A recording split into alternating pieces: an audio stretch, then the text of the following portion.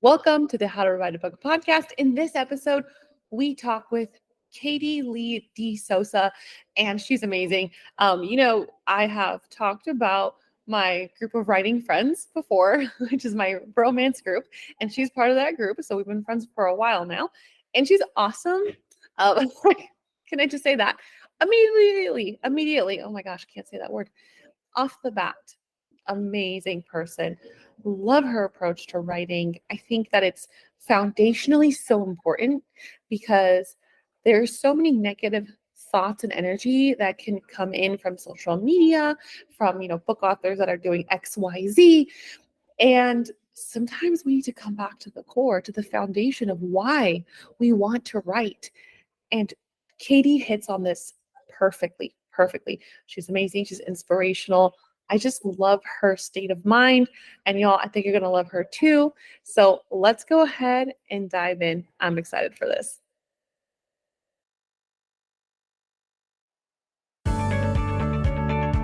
Welcome to the How to Write a Book podcast, the show that helps you plan, write, and publish your book, even if you're a beginner or just feel like one.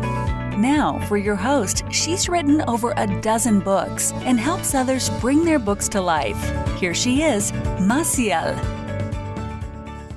There, writers, let's take a beat to talk about a special announcement. So November is your month of transformation. Get a 1-hour coaching session with me by choosing one of these 3 options, or all 3. Option 1, join our Patreon for $1, which will support the show. Option 2, book a $1 coaching session on coach.me. Option 3, leave an Apple Podcasts review. Send a screenshot to my email and get a coaching spot. You can do all 3 and get 3 hours of coaching with me. Find all the links in the show notes. Act fast. This offer is only valid for November to celebrate National Novel Writing Month. Thanks. All right, and welcome back to the How to Write a Book podcast. Welcome, Lee De Sousa. How are you today? I'm doing pretty good. I apologize if you hear my dog screaming in the background. She just started howling, so fingers crossed that she stops. But I'm doing good. Awesome. I did not hear your dog, but I hope that your dog is good. Just saying, let me in. Oh, yeah. She's a husky, so she's got some drama in her. Yeah. Oh, no, I heard a little bit, and that's okay. Yeah. No worries, right? This is all about the writing environment. The writing environment, sometimes we just have to face, right? Sometimes there's a screaming, howling dog in your writing environment, and that's okay. Exactly. All right, Katie, I realize that I didn't first ask you if I pronounced your name correctly, even though we're friends. You got really close. Most people say De Sousa, but it's actually De Sousa, and you got really close. And so that's great. Okay, thank you. And I'm probably going to have you repeat it again because I always love to make sure everyone's names are good. Okay, so tell me, how do you say it? De Sousa. De Sousa. Oh, De Sousa. All right, cool. I love that. Where's the origin of that name, by the way? Portugal. My dad is Portuguese. Oh, cool. Do you speak Portuguese? Nope. I speak French very poorly and English. No. Hopefully not very poorly because it's my first language, but, we try. We try. 100% in the same boat. My family is Mexican or Mexican American. They're like, do you speak Spanish? Nope. Yeah. I try though. I'm like, communicate with me. All right.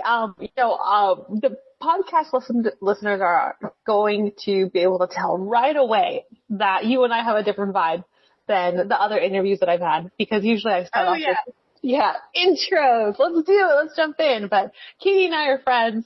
We are romance writers together. So I'll do a little bit of an intro. Yay! And then I'm going to hand it over to you because you have such an interesting background. So you are a visual storyteller. Katie is really a creative director.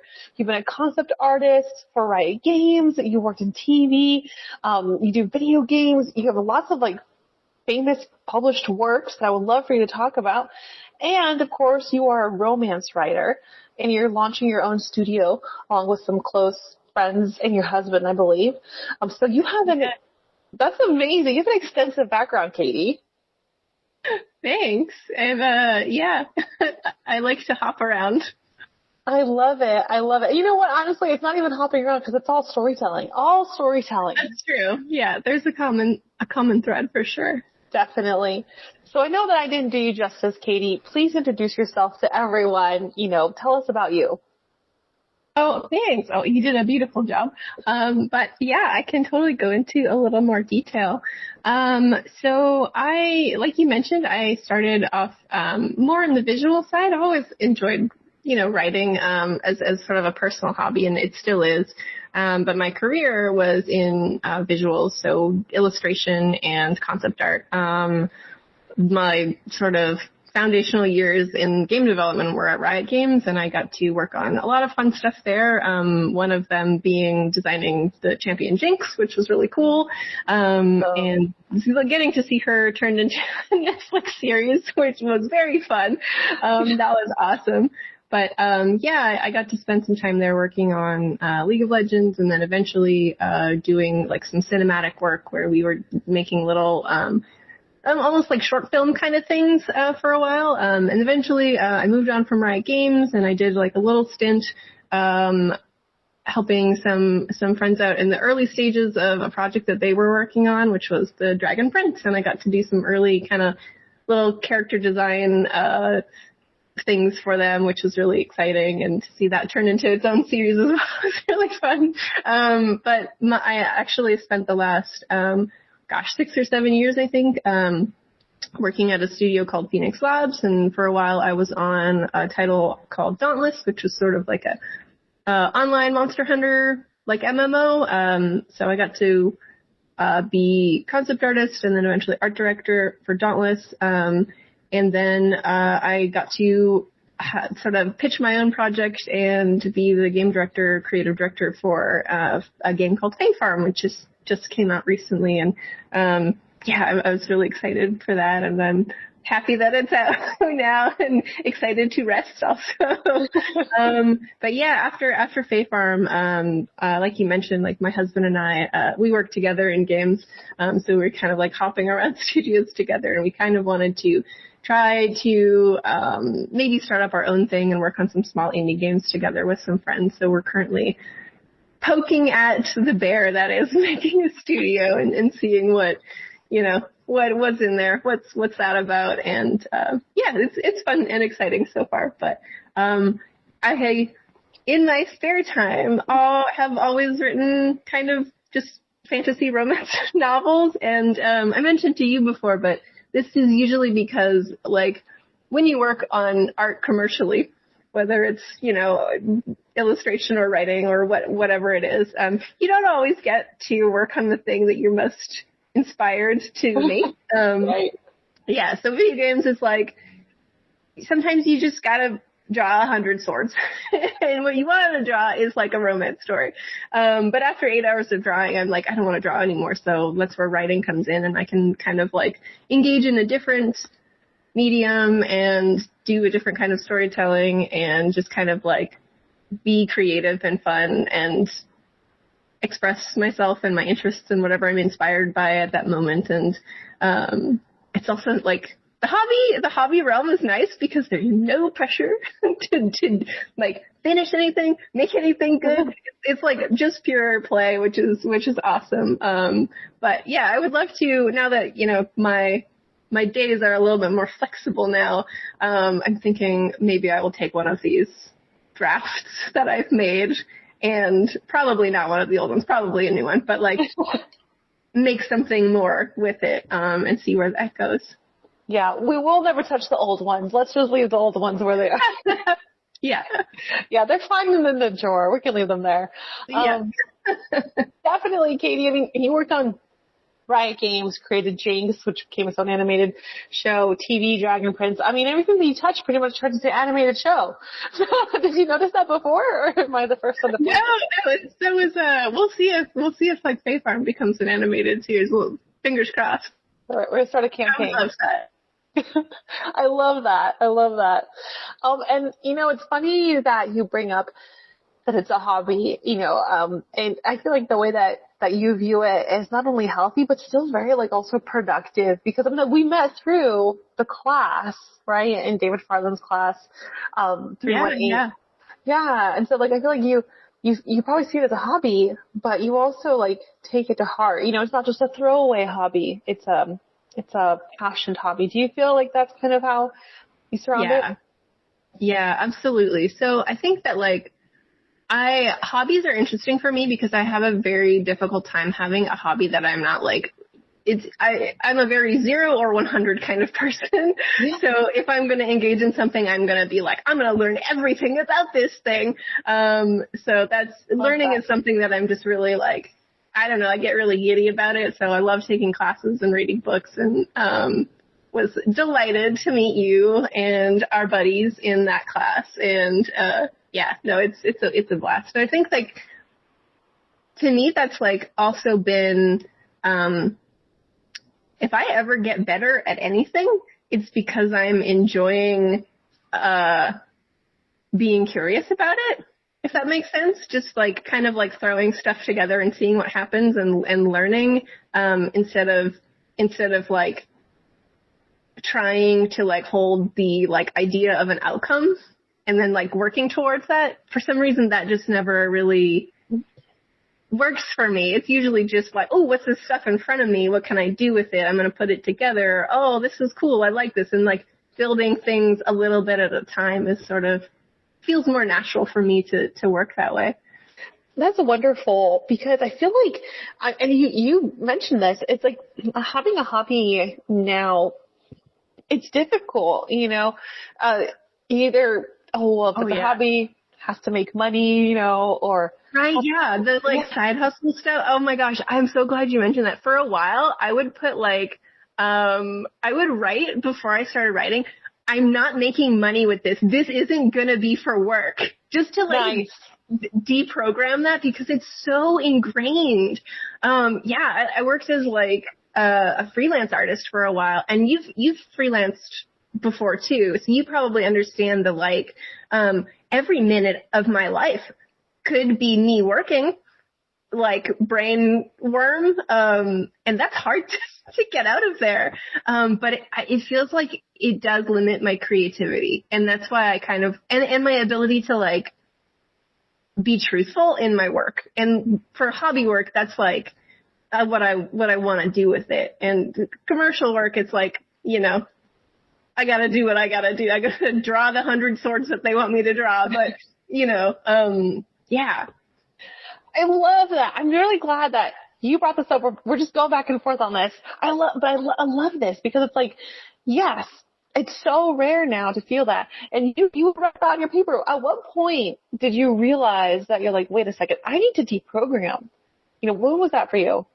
Oh my gosh. It's like, it was probably at the end-ish of my time at Riot and sort of my transition away. I think that's when I was sort of like also at a point with like my art in general that I was like kind of unfulfilled, like creatively and sort of like emotionally, and like wondering why that was. And it was, I think for me, because like, my first years at Riot were very much like, what I wanted to do creatively overlapped completely with what I was doing for my day job.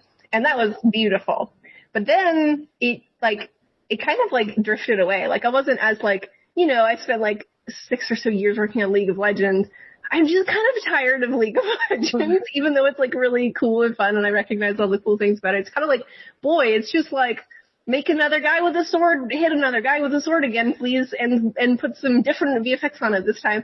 And not to like, disparage anybody like that. I've lived and breathed that and loved it for like many, many years. And that's just people's bread and butter sometimes. And that's totally cool. But mine was like my deep, like creative thing is romance. And, because that was just like for so many years, I think, not being like fed at all. I think those sort of like other interesting things that I got to do couldn't carry that weight anymore. And so I was kind of like, boy, I need to do something. And so I started like writing little things on the side, a bit more frequently. Sorry, I say a lot. I'm just recognizing that now. This is my first podcast. I love it. I didn't even notice. Okay, cool. Where was I? Oh yeah. So I started like doing more creative stuff on the side, but then I was sort of like, oh, what could I make with this? Like I have to have like a reason for why I'm doing this, and it can't just because it'll be a waste of time if I, and then that led me to just like feel even worse. And I was like, oh, this is horrible. Does everything suck now? Do I hate art and everything now? Like, what's going on? This can't be the way. I have like a lot more years of life left on the planet, and I would like to not hate art and be able to be creative again, please.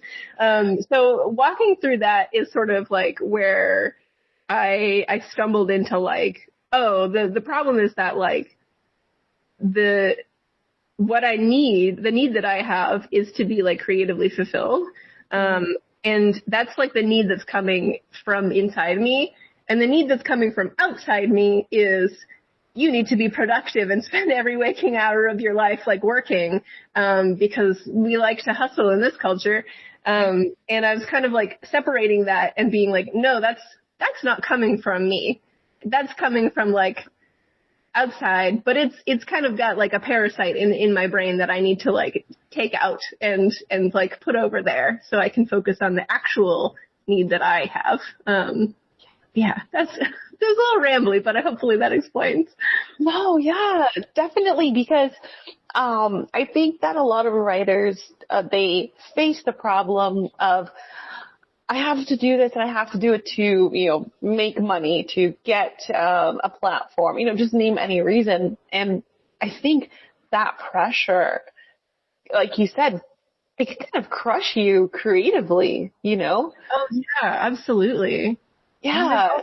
You just like mentioned something that like made me remember like, in games, especially big games who can afford them, there are a lot of things like data analyst teams and stuff that will kind of like suss out the temperature of your audience and what they want to see and what they don't want to see. And a lot of studios can do this well and do this with like a soft hand, and they're like, oh, people kind of want this sort of thing. And it's also responsible for a giant business employing a lot of people to do the things that their audience wants them to do. But as a creative person, it feels like I am turning off my soul in a way. And it's like, and being like, no, I'm not going to do anything that I want to do. I'm just going to follow the data or follow the whatever thing. And for me, it was sort of like, there's something incredibly, I don't know how to explain it, but like the connection of making something that is coming from you and is very truthful, and then giving that to someone else and then them engaging with it. There, like that feedback loop is completely different from the feedback loop of, the data analysts told us that they want the blue one, and so I'm going to make the blue one, and then I'm going to give them the blue one, and they're like, yay, the blue one. That feels so much less rewarding, and I've done both of them, and I'm like, I want to live in that blue one land, like, as little as possible. We're not always that lucky, and that, you gotta eat, you got bills to pay, but like, boy, the more time I can spend in the like, I'm going to do the thing that's honest about who I am and what I want to create, and then see who likes it, and then whoever likes it, they are my audience. That's risky sometimes, because that might be a small number. You just don't know. Right. Yeah. And I love that you're leaning into this, because I think that at the core, that's the message that we're trying to spread. Not, and of course, like you said, like when companies have to, pay bills for their employees, right, it makes sense that you have to be a business. Yeah, totally. Yeah. And I know that there's a balance to it, right? Just like you're doing, like you and your team now, your husband and your friends, you're going to find that balance of like, we're going to create something that like really brings the passion, but also there will be decisions that will have to be based on business, right? But now absolutely. Yeah, but now you'll step into more power because you're doing it from your core, you know, instead of having to do it for someone else. You're like, okay, we're making decisions based on the soul now, right? With influences, yeah, I've seen that. Absolutely. And I think a lot of authors can apply that to their own writing. You know, like follow your heart, just to even get the book written, just to finish your story, and and also have fun with that. You know. So totally. Oh, sorry. Agreeing. So okay, you mentioned romance. Love romance. Yeah. Okay, so tell me, now that you have more freedom, right? Where does your heart of romance come from? Why do you like romance? Let's start there. Oh, that's a good question. I think I like romance because it is, it's really deep character growth stories most of the time, and it's two people learning that they can be better people. And oftentimes the ones that really resonate with me are that like, stories about learning how to love yourself because somebody else is like able to show you like what it is to be loved. And that is just like, to me, I don't know, that plucks at my heartstrings like crazy when it's like, you know, characters from like troubled pasts or something, or they were like, you know, grew up wanting for something or have some kind of trauma that's like they're struggling with, and that like, finding someone that's going to be with them as they work through that, and then you could like, they could also be there for them as well. Those, I don't know, there's just something so like really beautiful about those stories that they just, I don't know, they get me every time. Are you going to be incorporating like romance tropes into what you guys, your next project for your game, for your studio? Oh my goodness. We'll see. It'd be fun. I do want to be able to do that. It's definitely, it'll be interesting. It's big on the experiential story, the sort of like space that we want to play in. But it'd be a lot of fun to be able to like come up with some quests and cool little tidbits of lore and make some interesting characters that have like relationships to each other. I'd really love to do that. That would be awesome. And speaking of like, what's like your favorite tropes in romance? Oh goodness. I mean, I love an enemies to lovers a lot. Mm-hmm. Right. Mm-hmm. Not to be basic or anything, but I love an enemies to lover. Right. Yeah. And I think that comes from like, I also really like stories about characters who are like, confronted with like their own ideals and how they might be false, and how they can like overcome the shame of having been like wrong about something in order to like kind of like grow and move forward in like a more like honest way, if that makes sense. But I think that's why enemies to lovers are great. And there's always so much tension in them, which is also a lot of fun. Yeah, I love enemies to lovers as well. And I think I'm on the same page. You know, you see those challenges and they're bringing out the challenges, they're also bringing out their best selves. Yeah. Yeah, totally. They begrudgingly have to acknowledge that the other person is like kind of okay. I love it. Yeah, you're actually kind of smart. Stuffing some good stuff. Yeah. Dang it, and you're good looking. I hate you. Oh, okay. I 100% love the enemies. I also love friends to lovers. I'm like, yeah, those are good too. Those are sweet. I'm like, oh, they were the best. Yeah. Yeah. Those ones tend to be so, like tender and like. Yeah. Who are some of like your favorite authors? I'm just curious now. Now I'm just like poking into your mind. Oh no worries.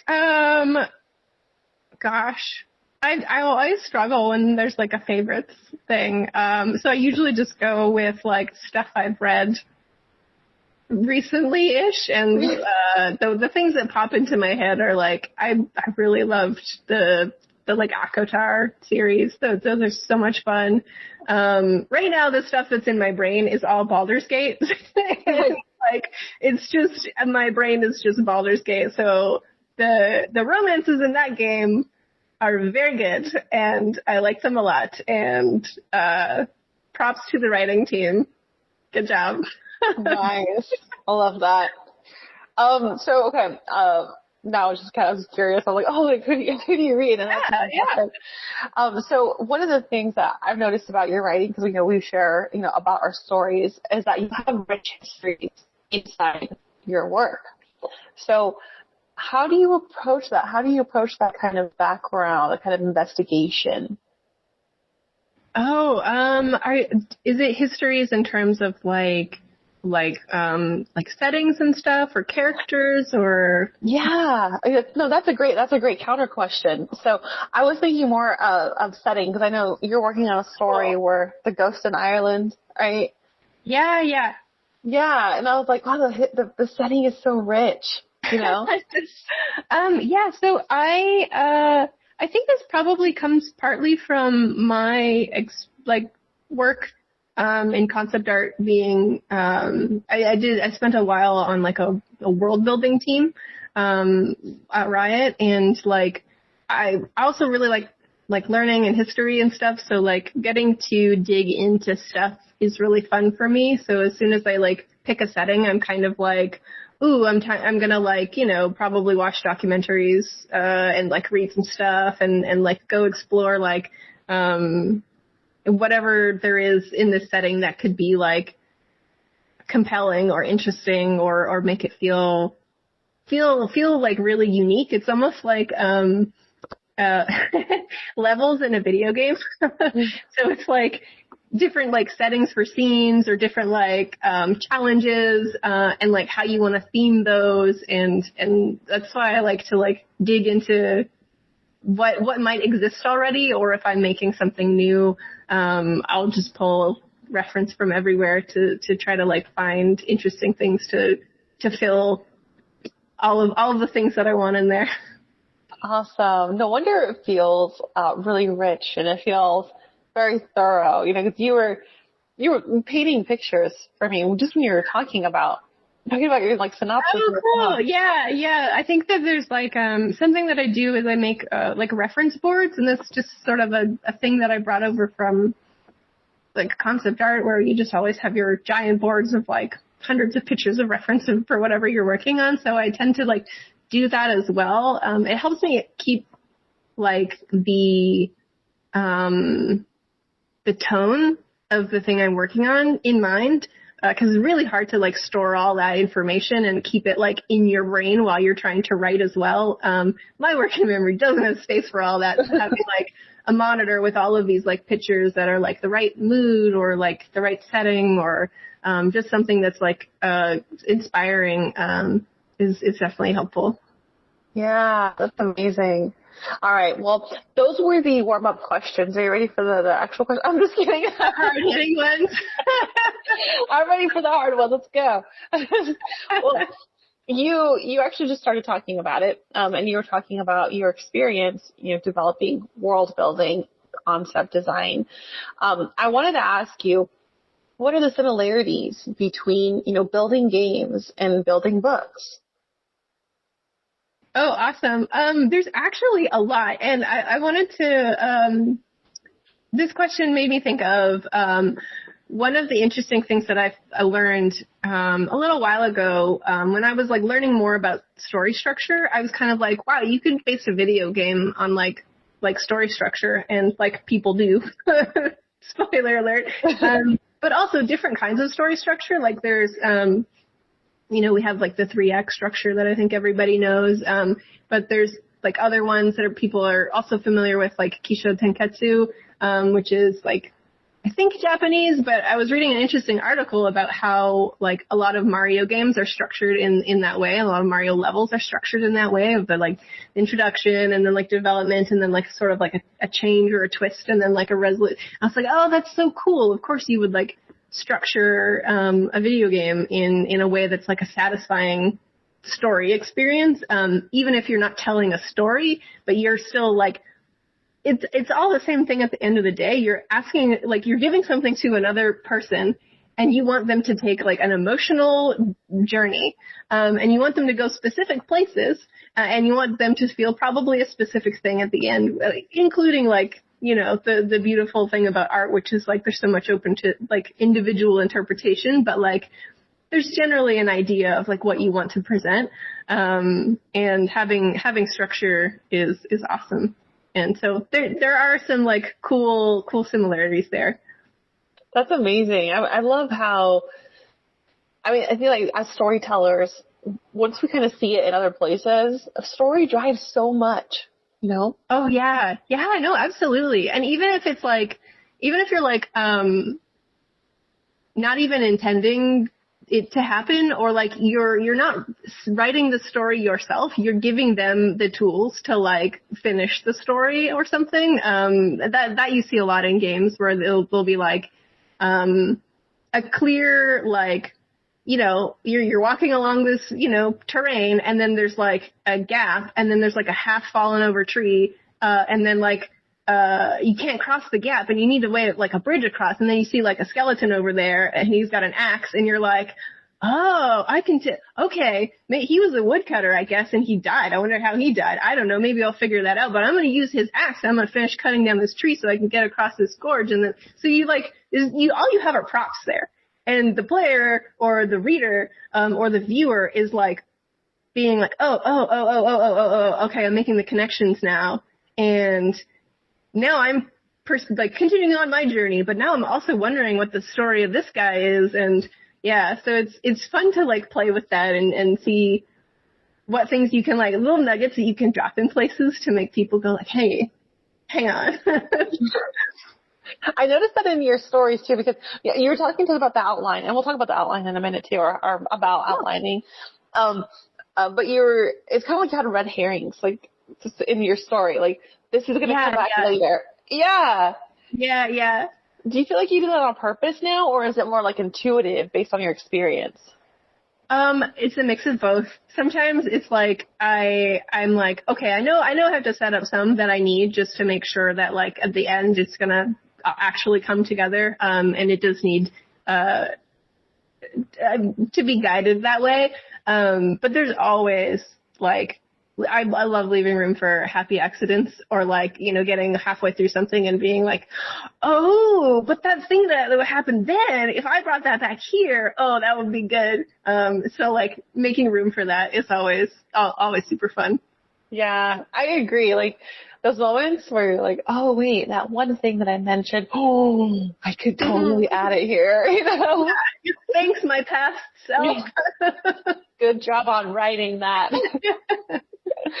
Okay, so that leads us to the outlining.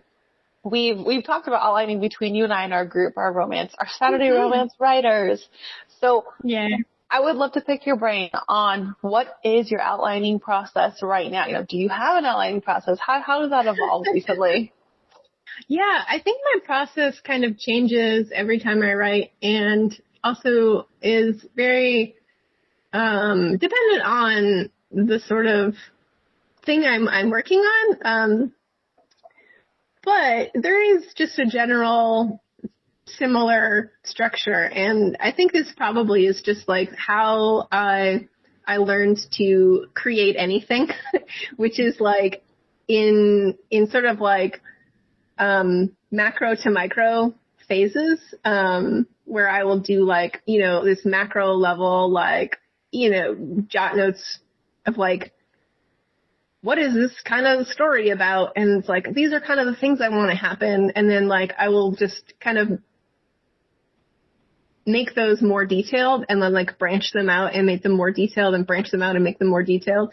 But every time I'm like doing another one of those detail passes, I'm kind of like doing a lot of exploration at the same time. And so a lot of things change through each of those. So it's not quite like a pure like fractal where it's like, oh, you start with like 3 things and then you make 3 things on those 3 things. And then cause it's like those 3 things are totally different by the time they get to the end.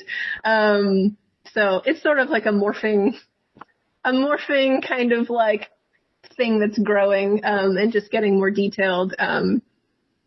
at the same time along the entire like continuum of it, if that makes sense. Yeah, I'm imagining kind of like an upside down tree. Is that kind of...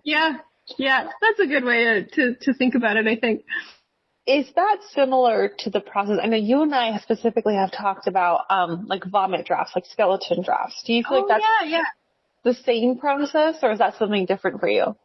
For me, it's a little bit different. I think I definitely do those. I think that they come after maybe about a month or so of this kind of like exploration and outlining where I'm like still trying to keep like almost like a chapter by chapter or a scene by scene kind of understanding of like what are the big important things. Mm-hmm. And then I'll do a vomit draft and be like, oh, okay, a lot of that has changed now. But I can go back and kind of like update those things that have changed. I find that like I can't do the full pantser thing where like the day one you're just like time to vomit draft. Because I get so confused. By like page 5, I'm like, where did I start and where am I going? I have no idea. And what do I even do? The paths that I could go in are so endless that I just am paralyzed by the choice paralysis of like that many things in front of me. It's like I don't know, being in the cereal aisle and being like, what one? I don't know.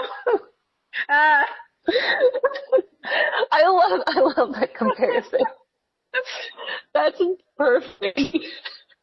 I mean, there's so many options in the cereal aisle. I know, it's too many. I know. Like, do you go for... You just get the same cereal again because you're like, I can't think through this many options. Yeah. You're like, it was gonna come down to Fruit Loops or Trix for me. That was the ultimate, you know? Forget the oats and the Raisin Bran. Like, nope. Yeah. That's awesome. So I'm trying to like also see where I'm finding your connections, and let me know if I'm trying to like make it maybe an assumption. Let me know. You're like totally off or getting close. So like I feel like your pre-writing, your brainstorming phase is a lot like the board that you mentioned, where you're putting up all these images, you're getting the tone. Yeah. Kind of similar. Absolutely. Yeah, totally. It's like a composition phase, I think, is how I would refer to it in illustration, where you're like, you want to nail down the composition of the image before you go paint all the details. Because if you paint like that character with all of their pretty details and you're like, ooh, they should be standing over there in a different pose at the end, it's like, okay, time to do 40 more hours of work, I guess, to change that. So that's why I think I'm like, this just feels so intuitive to me to be like, oh, I'll just nail down the composition of this story, and then I'll figure out the details. And I can change the composition if I need to later, but like this sets me up for like hopefully not having to do a whole bunch of that.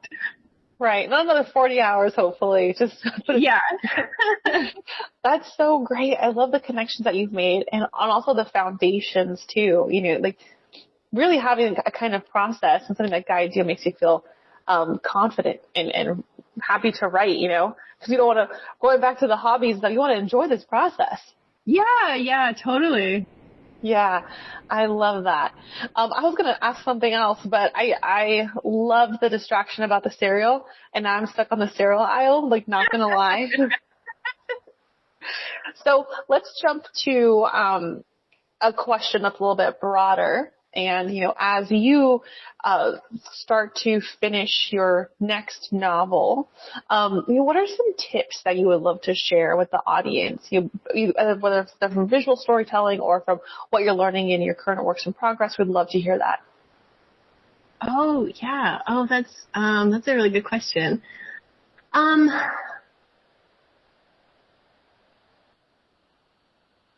I think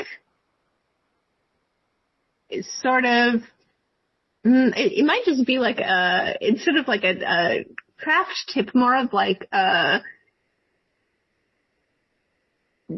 try to be as honest as possible, or like as like don't censor yourself with your early work. I think that to me has been really helpful.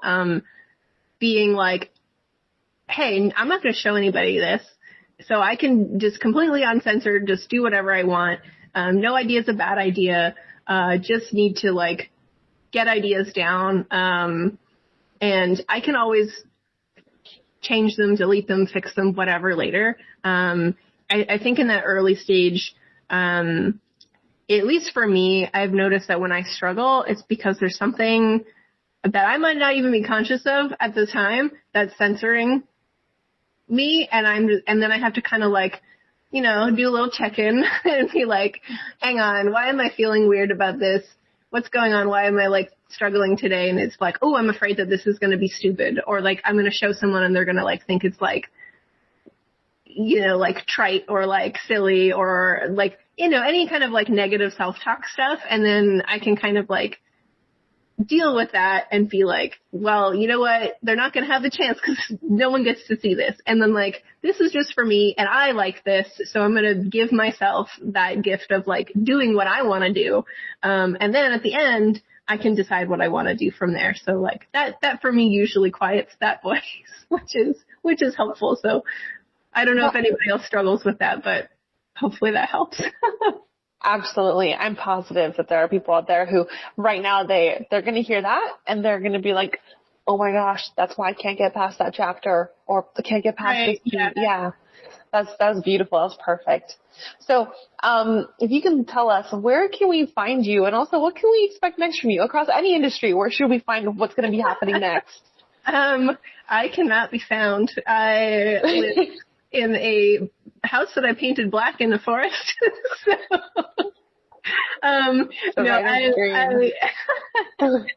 I stopped going on social media a while ago, but I do sort of have a Twitter account that I kind of every now and then look at. So I think my Twitter is Katie De Sousa. I'm just going to quickly check that to make sure that that's accurate. Awesome. No worries. Yeah. And that's a good idea. At Katie De Sousa, that's me.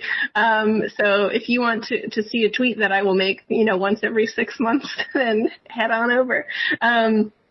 Otherwise, I'm kind of on the DL on the internet. So, it'll be probably for a few years, well, maybe not a few years, but a little while, before any kind of like studio or next project announcements go out, because games take a long time. They do. But yeah, that's awesome. And it's a good idea. Totally. Because like, honestly, like we're writers, our creativity is not in social media. It's outside of social media. Yeah.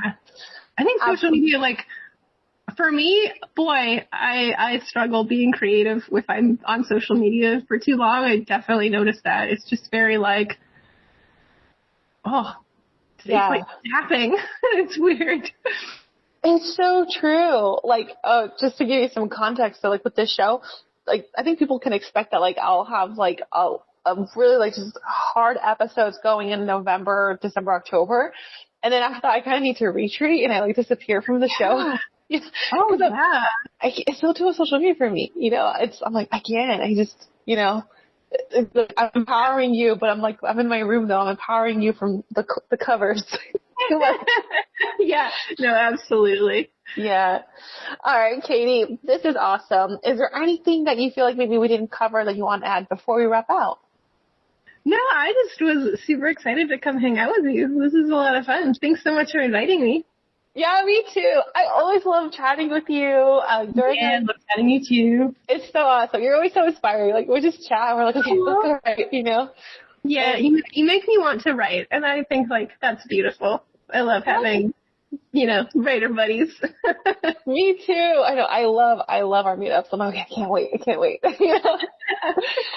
Well, thank you so much. This has been amazing. It's been not only amazing to hear about your extensive background and how visual storytelling translates to your current work, but also your mindset about your work. I think it's so important for other people to also absorb, having that new perspective, the lovely perspective of enjoying the process, So thank you. Thank you so much, Katie. We're looking forward to what's next. Thank you. All right. We'll chat with you soon. Yeah, for sure. Take care. I just want to take this moment to thank each and every one of you who gives a review and rating on iTunes. I appreciate them all. Absolutely. iTunes, though, is a little bit different. Apple's a little bit different. It kind of categorizes based on reviews. So particularly there, it helps so much. So I just want to tell a shout out to everyone who has gone ahead and given me a rating on the show. I love it. I wish I could shout out every single one of you. But unfortunately, sometimes people put on a rating and it actually doesn't catch their name. It just adds the stars. And I'm like, oh man, I wish I would have loved to say thank you, but I can't. I can't see who did it. So this is the next one that actually does have a name. So yay. All right. 5 stars from JJ Jim J. Oh, thank you so much. Now, I see your comment here is about the website as well. So, yes, that is blackheartedstudios.com. Again, that's blackheartedstudios.com. Blackhearted came from a kind of story shop that I created when I was 12. So that's why I created blackheartedstorystudios.com. I'm sorry. And that's blackheartedstudios.com. The business is Black Hearted Story Studios. So thank you so much for leaving that review. I really appreciate it. And if you have time, please go ahead and put a review for others to see. I always love to know that this podcast is helping to encourage you, because that's what this whole show is about. It's about you believing that your story needs to be told, not just, oh, it can be told, or, oh, it'd be nice if it could be told. No, it definitely needs to be out in the world. And sometimes we get bogged down by, well, somebody else already talked about this, or, well, I might not say it right. But your story deserves to be told. Thank you so much for your review. And everyone, I hope you are enjoying the show. Thanks. And that's a wrap for today's episode of the How to Write a Book podcast. Thanks so much for tuning in, and I hope you enjoy the conversation. If you want to keep up with me and my work, check out the website, blackheartedstudios.com. That's www.blackheartedstudios.com. And follow me on Instagram at Massiel Writes. That's at MASSIEL Writes. As a book coach and publisher, I'm passionate about helping aspiring authors bring their stories to life. So if you've been dreaming of writing a book and don't know where to start, head to my website and let's chat. You get a free 30 minutes on me. Thanks again for listening, and don't forget to subscribe and leave a review. I'll see you in the next episode. Thanks.